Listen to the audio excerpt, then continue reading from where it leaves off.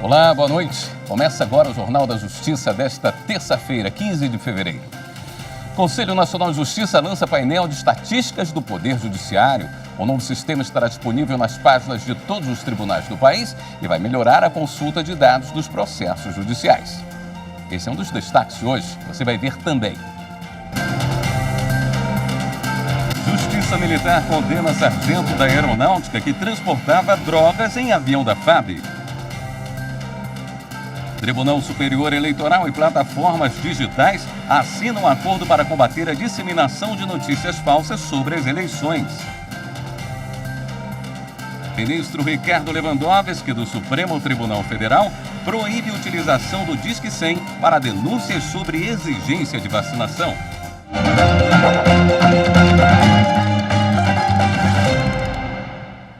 O ministro Ricardo Lewandowski, do Supremo Tribunal Federal, proibiu a utilização do Disque 100 para denúncias sobre a exigência da vacinação. O ministro também determinou que o governo altere notas técnicas que desestimulem a vacinação.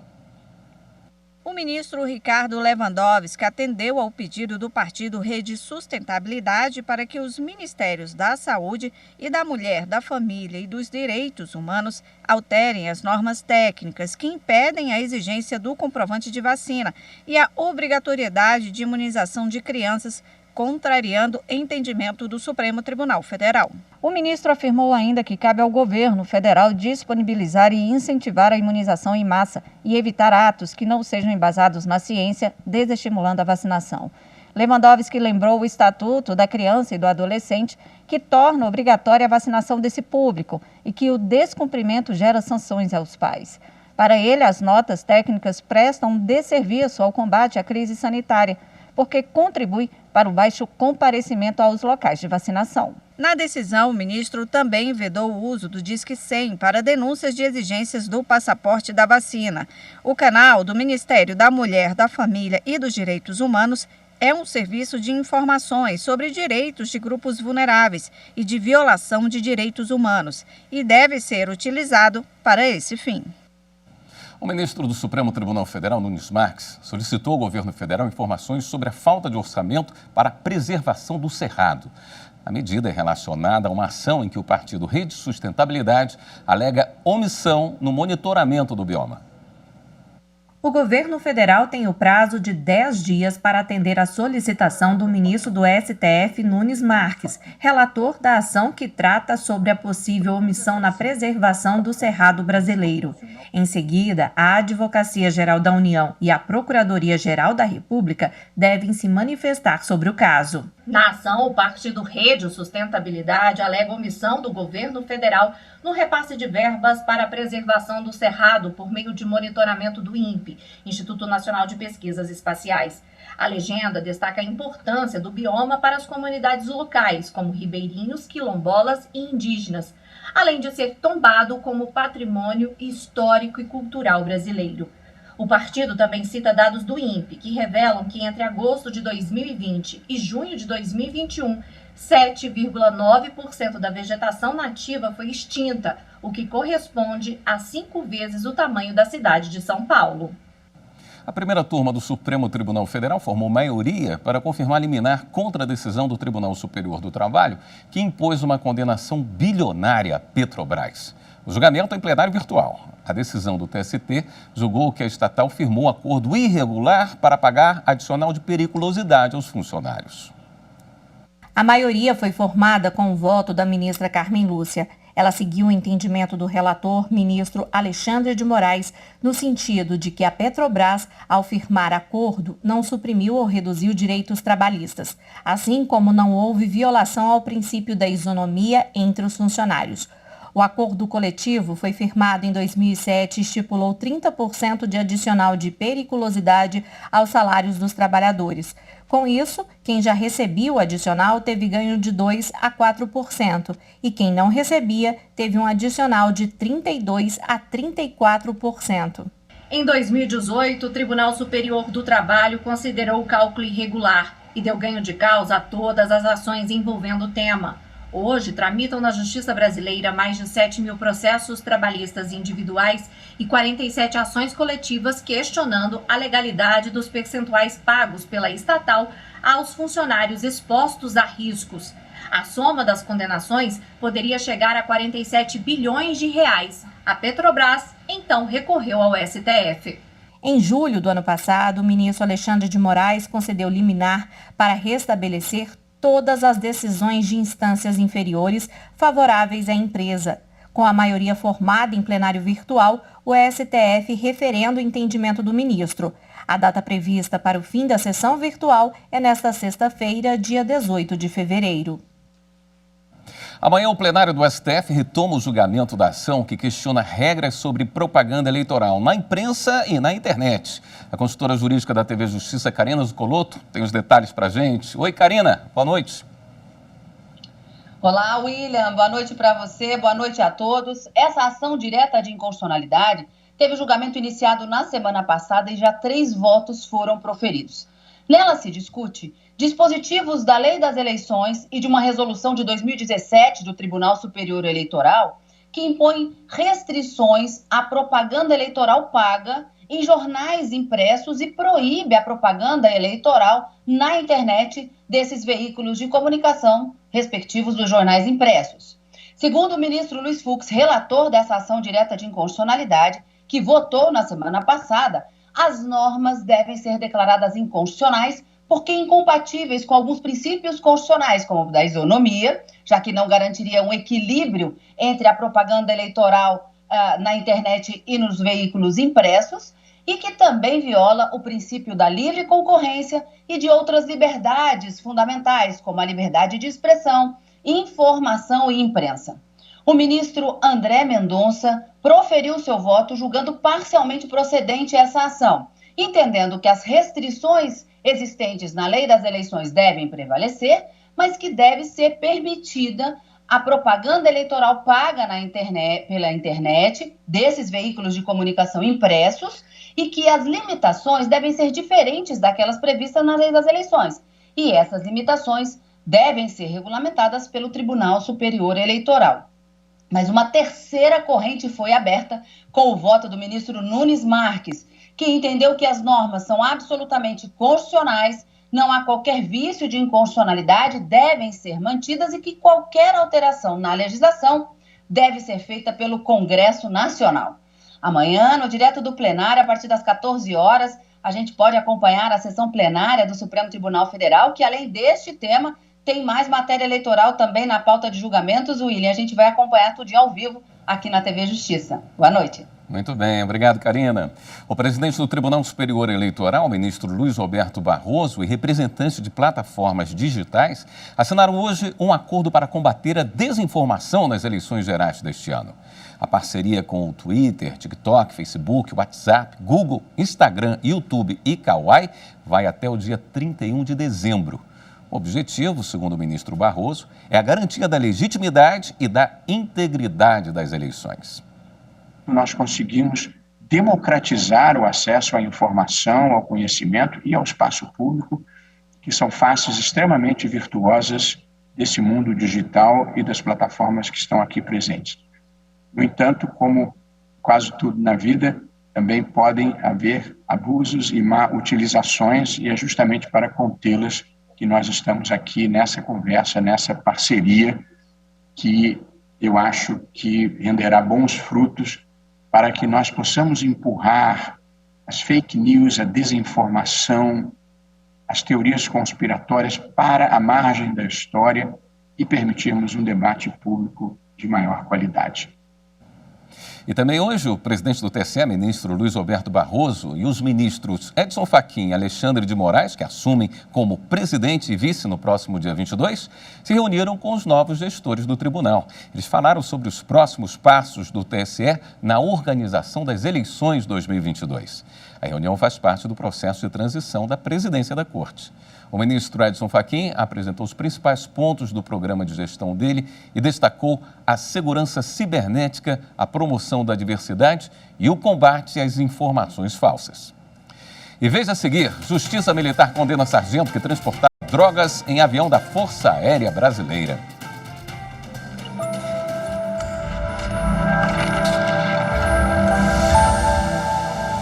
Constituição Federal de 88 é um marco no processo de redemocratização do Brasil e superação do regime de ditadura militar.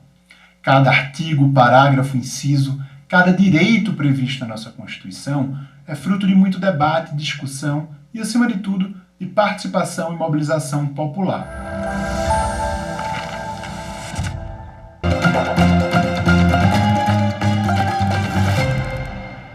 A Justiça Militar condenou hoje o sargento da Aeronáutica, Manuel Silva Rodrigues, por tráfico de drogas. Ele foi preso em junho de 2019 com quase 40 quilos de cocaína transportados até Espanha em um avião da Força Aérea Brasileira. O sargento da Aeronáutica foi condenado a 14 anos e 6 meses de prisão e 1.400 dias multa pelo crime de tráfico de drogas e outros agravantes. O julgamento ocorreu por meio do Conselho Permanente de Justiça para a Aeronáutica, que é composto por um juiz federal militar, um coronel e 3 capitães da corporação. A formação desse grupo é feita por meio de sorteio. Na sala estavam presencialmente os membros do Conselho. Representantes do Ministério Público Militar, da Defesa e o acusado participaram por videoconferência. Manuel Silva Rodrigues pode recorrer da condenação no Superior Tribunal Militar. Enquanto isso, o militar continua preso na Espanha, onde já cumpre pena de 6 anos de reclusão imposta pela Justiça Espanhola. A sentença estrangeira também prevê o pagamento de 2 milhões de euros em multa. O sargento da Aeronáutica foi preso em junho de 2019 no aeroporto de Sevilha. Ele portava 37 quilos de cocaína em um avião da Força Aérea Brasileira, que fez escala na Espanha. O voo pertencia a uma missão especial da Presidência da República no Japão, para a cúpula do G20, reunião com representantes das maiores potências econômicas do mundo. E nesta terça-feira, cumprindo mandados da Justiça Federal, a Polícia Federal fez 2 operações simultâneas contra o tráfico internacional de drogas e a lavagem de dinheiro.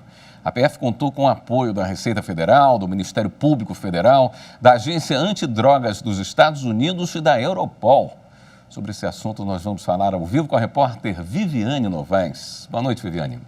Boa noite, William. Boa noite a todos. Olha, a 10ª e a 5ª Vara Federal Criminal do Rio de Janeiro expediram 86 mandados de prisão e de busca e apreensão em 5 estados: Rio de Janeiro, São Paulo, Paraná, Santa Catarina e Mato Grosso. Pelo menos 21 pessoas foram presas no Brasil e 4 na Espanha.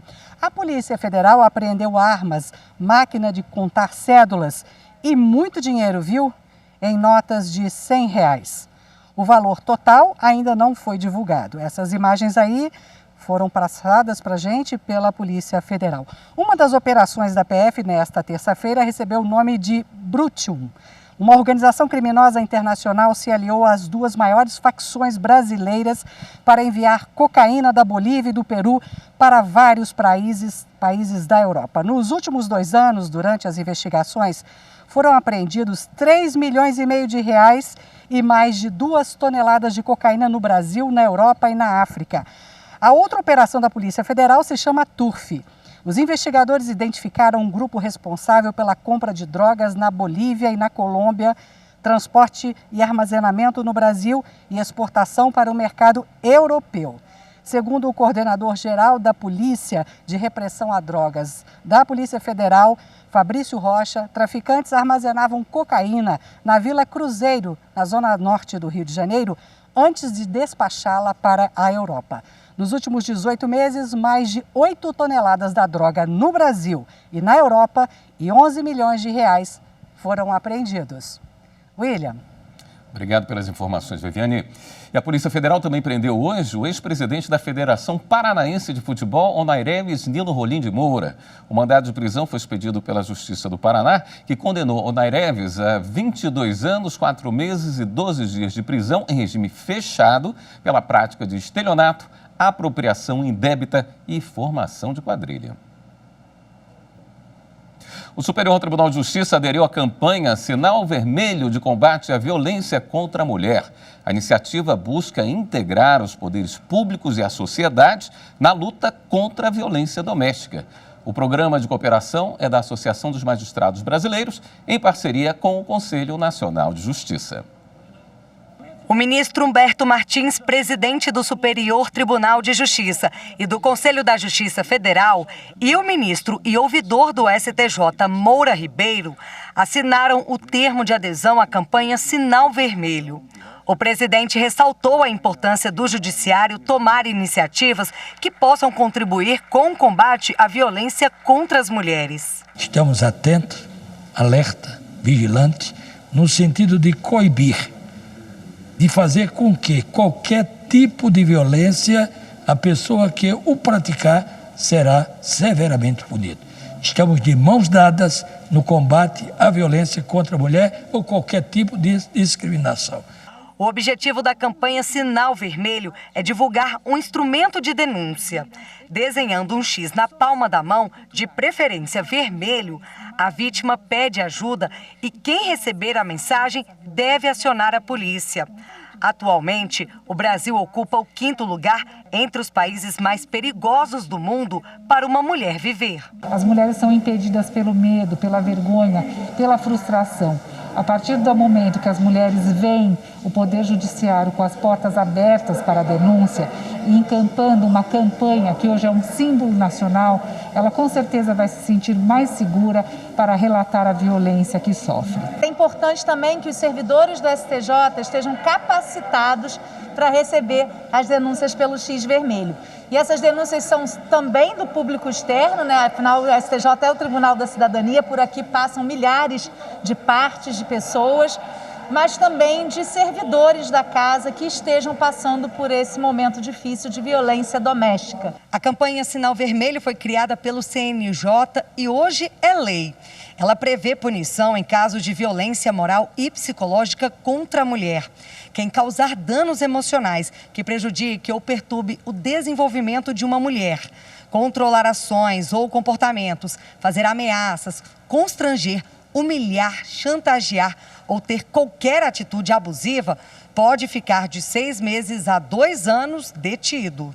A deputada federal Soraya Santos é uma das autoras da lei 14.188 de 2021. A campanha é para despertar. Uma mulher que aparece com um X na mão, ela está pedindo ajuda.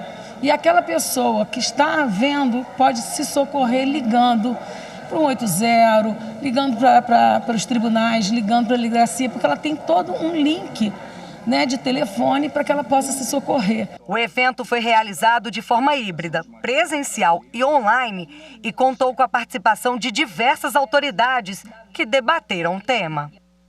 E veja no próximo bloco, o Conselho Nacional de Justiça lança painel de monitoramento de dados do Poder Judiciário.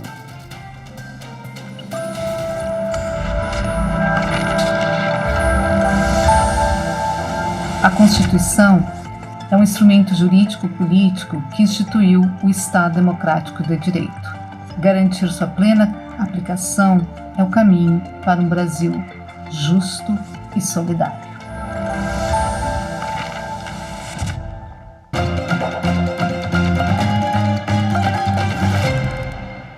O Conselho Nacional de Justiça lançou hoje o painel de estatística do Poder Judiciário. A repórter Marta Ferreira acompanhou e tem as informações para a gente. Boa noite, Marta.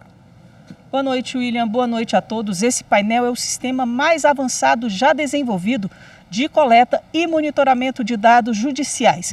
Essa ferramenta permite que qualquer pessoa tenha acesso a, por exemplo, a dados como a produtividade do tribunal, o acervo eletrônico, o número de liminares, entre outras. Ela também permite a identificação de gargalo, como, por exemplo, as varas com maior ou menor congestionamento. Ele vai ser atualizado mensalmente com informações do DataJude. Lembrando que esse painel é uma das ações do programa Justiça 4.0, desenvolvido pelo Conselho Nacional de Justiça e pelo PNUD. E para ter acesso a esse painel, é só entrar no site do Conselho Nacional de Justiça. William. Obrigado, Marta. Pais de bebês nascidos com sexo ignorado, uma anomalia conhecida como distúrbio de diferenciação sexual, já podem fazer o registro das crianças nos cartórios de registro civil de todo o Brasil sem autorização judicial. Uma norma recente do CNJ permitiu a emissão da certidão de nascimento antes mesmo da definição do sexo pela família. Essa situação é diagnosticada na sala de parto. Então, a criança nasce e a hora que o pediatra vai avaliá-la, ela percebe que a genitália não é perfeitamente masculina ou perfeitamente feminina, que ali tem um problema. Esse problema é o DDS, distúrbio de diferenciação sexual. Para o médico, a anomalia deve ser chamada de diferentes diferenciações sexuais. Acontece um caso a cada 4.500 bebês nascidos vivos. A causa é genética e dificulta a identificação imediata do sexo. Isso não é algo que deve ser entendido como uma coisa muito ruim, mas um desafio a ser levado avante. E a tendência hoje é não ter pressa para tomar uma atitude, já que a experiência médica, o conhecimento médico acumulado, está carregado de situações de atitudes medicamente muito bem pensadas, arquitetadas e que, na vida daquela pessoa que foi submetida a essa decisão, foi um desastre. Desde o dia 12 de setembro, cartórios de todo o Brasil já podem registrar na certidão de nascimento crianças com sexo ignorado, sem precisar de autorização judicial ou de comprovação de realização de cirurgia sexual. Isso pode ser feito em qualquer cartório de registro civil. A mudança veio após uma norma publicada pelo Conselho Nacional de Justiça que permite a emissão da certidão de nascimento antes da definição do sexo pela família. Só a pessoa comparecer, no caso de ter definido já o gênero, né, ou o sexo da criança, o pai ou a mãe comparece no cartório, identifica qual vai ser o sexo da criança, pode também pedir a alteração do nome. E o que foi previsto também no provimento é que se a criança tiver mais de 12 anos, ela tem que comparecer no ato para concordar tanto com o sexo, que ela vai passar a constar na certidão, quanto também com o novo nome. Para que o registro da criança com sexo ignorado seja feito, na declaração de nascido vivo, conhecida como DNV, emitida pelo médico após o parto, deve constar a existência do problema. Ao chegar ao cartório, né, para fazer o registro de nascimento, nós devemos sugerir um nome neutro. Um nome que dê tanto para homem quanto para mulher, entendeu? Para evitar de ter necessidade de trocar. Veja agora essa história. Em Mato Grosso, a justiça teve que ser acionada para solucionar o caso de um homem que foi considerado morto por vários anos, mas não tinha falecido. Fui retirar uma peça e meu CPF não estava dando certo. Baixei um aplicativo do SPC Serasa no aplicativo celular e constou lá, titular falecido. Aí, de imediato, um espanto, né? A história do pedreiro Paulo Roberto Gonçalves de Campo Verde, cidade que fica a 130 quilômetros de Cuiabá, Mato Grosso, é daquelas dignas de virar filme. O Paulo Roberto é quem explica melhor essa história, da qual ele é o personagem central, mas não o único. Infelizmente, é meu irmão que estava usando meu nome e foi falecido. Ele ia ser enterrado como indigente e foi uma pessoa lá e identificou ele como Paulo Roberto Gonçalves. E aí foi enterrado com meu nome. Em casos assim, anular a certidão de óbito, reaver documentos, não é tão simples. Afinal, alguém morreu, foi reconhecido e enterrado como se fosse outra pessoa. Felizmente, o Paulo contou com a ajuda da Defensoria Pública e a rapidez do Poder Judiciário de Mato Grosso. Foram 43 dias até o Paulo poder dizer que realmente está vivo e bem. E sentado ao meu lado, aqui nessa praça. Paulo, essa documentação aí é que você juntou durante o processo na Justiça? Sim, foi juntado, veio do Fórum de Sorriso, foi documentação, xerox, do que eu pude, Associação de Pequenos Produtores de Serra Acima, onde eu tenho uma residência, que é no Chapada dos Guimarães, comprovante do meu FGTS e o mais inusitado, o atestado de óbito, né? A juíza prontamente designou perícia para a semana seguinte ao recebimento da inicial. Foi ainda para dezembro, 25 de dezembro. Dia 26 de janeiro, a juíza sentenciou e já reconheceu, já anulou, já declarou a nulidade da certidão de óbito. Foi um grande exemplo de acesso à justiça. Este processo mesmo ele é uma soma de esforços. A Defensoria Pública atendeu a pessoa, ouviu os anseios, trouxe ao Poder Judiciário, que prontamente, no dia seguinte, já decidiu, por uma perícia técnica, a Politec, agiu muito rápido. Esse processo foi para o Ministério Público, voltou e teve sentença em 43 dias, com prova técnica, com segurança. Esta edição do Jornal da Justiça fica por aqui. Obrigado pela sua companhia. Até amanhã.